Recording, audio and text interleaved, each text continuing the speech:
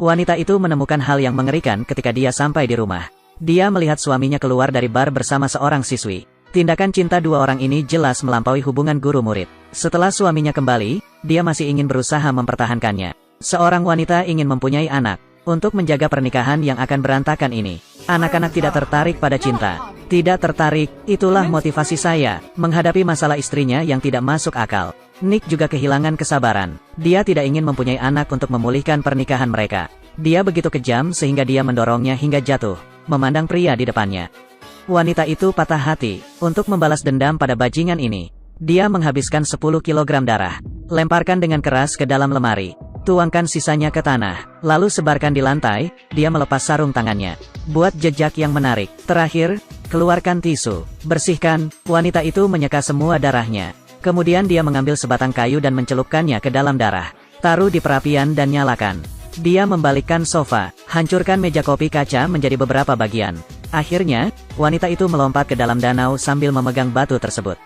Dia hanya berharap polisi bisa menemukan mayatnya secepat mungkin. Saat ini, Nick masih berada di bar saudara perempuannya. Namun tiba-tiba menerima telepon dari tetangga. Tunggu sampai dia kembali. Pintunya juga terbuka sedikit. Setelah tidak melihat jejak Lisa, Nick diam-diam bahagia di dalam hatinya.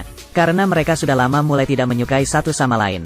Jika istri tiba-tiba bisa pergi, itu sesuai dengan keinginannya. Tapi Nick tidak akan pernah mengharapkan hal itu. Sejak dia memasuki rumah besar ini, dia telah jatuh ke dalam rencana Lisa.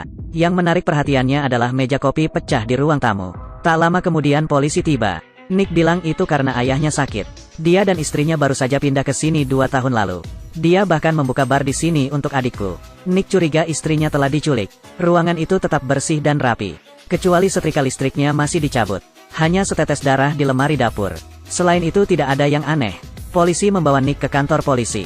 Sidik jari dan air liurnya dikumpulkan. Namun, ketika petugas polisi wanita tersebut bertanya tentang keadaan dasar Lisa, dia bersikap ragu-ragu, bahkan tidak mengetahui golongan darah istrinya. Hal ini juga membuat polisi curiga terhadapnya, karena rumah tersebut masih memerlukan penyelidikan menyeluruh. Awalnya Nick hanya bisa tinggal di rumah adiknya selama beberapa hari.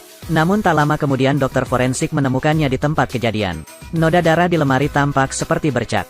Tidak mengherankan jika hal itu sering terjadi di dapur. Namun posisi ini agak tinggi. Saat ini, rekan-rekan juga menemukan, bukan hanya villa ini, semua aset mereka atas nama Lisa, juga menggunakan kartunya untuk belanja sehari-hari.